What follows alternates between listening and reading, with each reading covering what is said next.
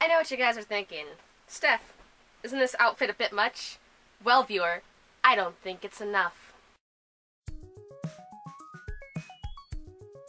Now, I was going to take the Sweet Tart shirt off for the end of the gag, but now I kind of don't want to, so... Hey, what's up, you guys? It's Steph, and welcome back to my channel. That's not what I usually say, but we're going with it anyway this time. So recently, it was put out there on book Twitter, and just Twitter in general, and out into the universe, that Netflix is going on a book buying spree, buying book adaptations for films, shows. It's a beautiful time for readers everywhere, and we are all extremely excited and slightly terrified because Netflix adaptations are either really great or really bad. There's not much in between. That being said, who doesn't watch some Netflix? I know I do. And I thought I would talk about some books that I would love to see Netflix adapt into films or shows or whatever, because I think it would be interesting to visually see them. And I'm excited to kind of talk about this because it's just so exciting trying to picture what books they've actually bought the rights for, want to adapt. It's just extremely exciting. I want to know immediately the whole list. I want to know the directors. I want to know who's doing what. I want to know the actors. I'm very excited for this. Like I said, I have 4 books. I feel like a couple won't shock you, but one definitely will. So let's just jump into it and talk about the first one, which I'm really excited to talk about.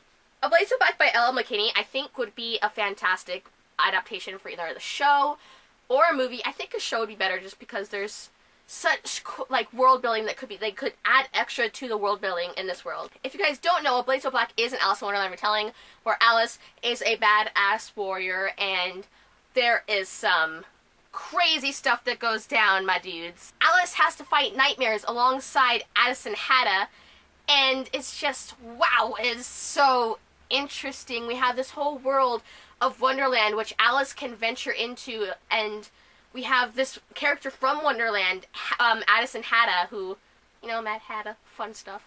He can't go that far into because of developments you find out about later, and he has certain constrictions of how far he can actually go into Wonderland before he will, start dying. And just, some of the descriptions of Wonderland and these nightmare creatures and this whole world and the cool blade she wields, it's just really cool. I would love to see... Oh, imagine if it was animated. Oh my god, live action is one thing, but to see this, animated in, 2D or 3D, I don't know, I kind of have a soft spot for 2D. But just, picture that, just the animation of, imagine Wonderland. We've seen Disney do it, but have you read how L.L. McKinney does it? Because I love how she describes Wonderland. What bits we get in Wonderland, I really love how she describes it. I love, the imagery. And just, picturing these things, just to see them on screen, whether it be, live action or animated. Going into this video, I didn't even think about animated versions of these. That is a whole new ball game. Can they do that? Can we get some, animated shows out of this? I don't know. I feel like everything is going to be live action, but can you imagine? I'm getting off topic. That happens quite easily. I'm taking off the shirt. It's getting too hot.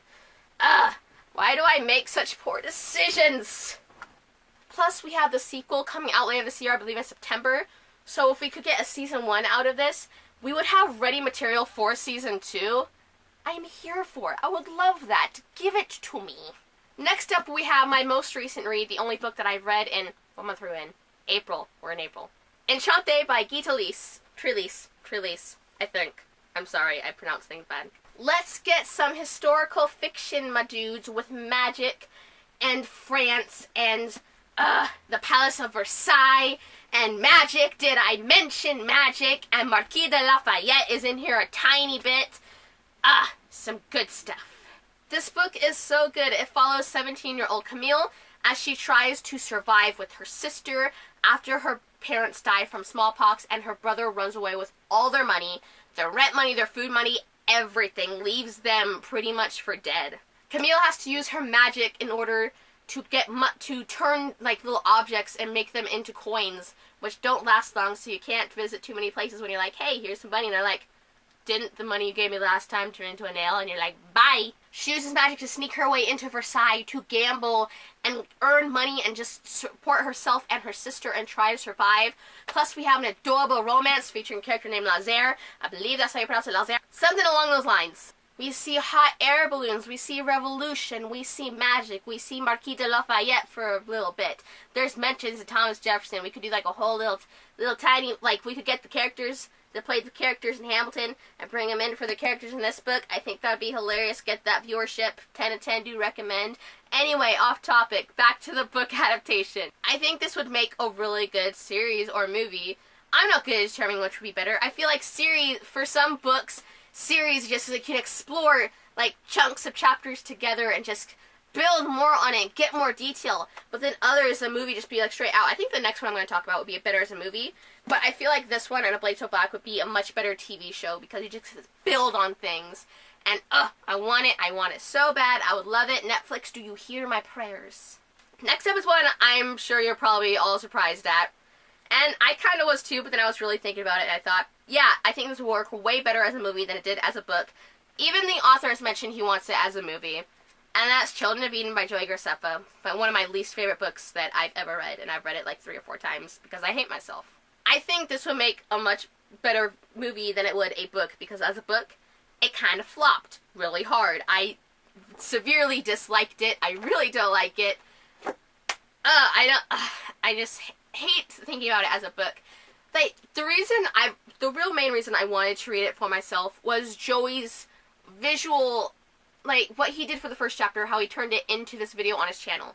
If you look it up on his channel, it's, like, beautifully shot. I think it's, like, it seems very interesting how he took this first chapter, almost pretty much word for word, and just, like, shifted it into this visual narrative, and it just doesn't translate well to page. Visually, it's amazing, and it intrigues me. Written down, I want to burn it. Children of Eden, if you don't know, is a dystopian novel where there is only a small population that survived the Earth basically dying. They all live in this society called Eden. Each family is allowed 1 child, no more. I guess you can have less. I don't even think they really touch on that. I don't know.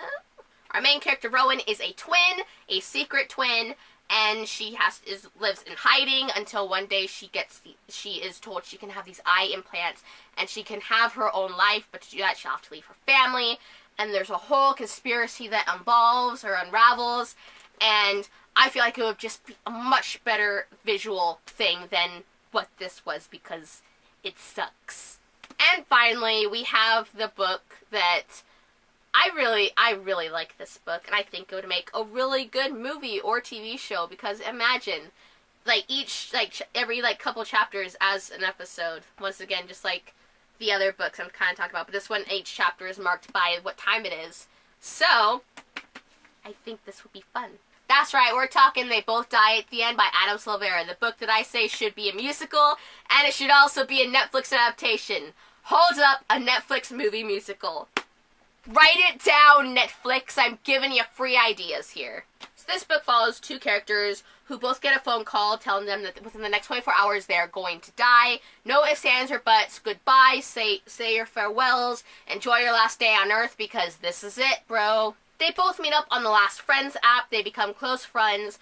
They become a bit closer, and it's just nice to see their relationship evolve over the course of the day, that they know they're both going to die at the end of, and they don't know how, and they don't know when, but they're enjoying their last bit of time together, learning about each other, learning about themselves, and it is beautiful and heartbreaking, and I want to see it on film. And there you guys go. This was just a quick little video.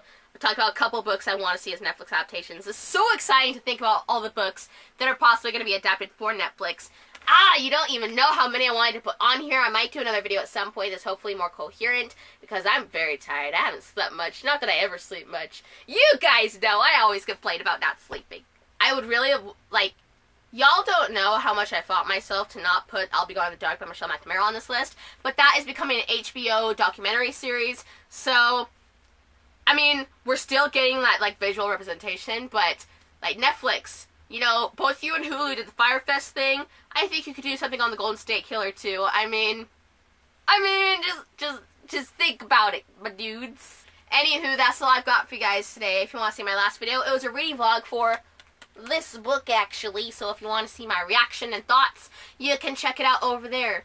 And if you want to see another video from my channel, I'll leave it for you down there. If you want to subscribe, my face will be right here somewhere, as well as the button down below. You can hit the bell icon to be notified when I post new videos on Mondays and Fridays, usually. But I don't know if that's going to be changing soon.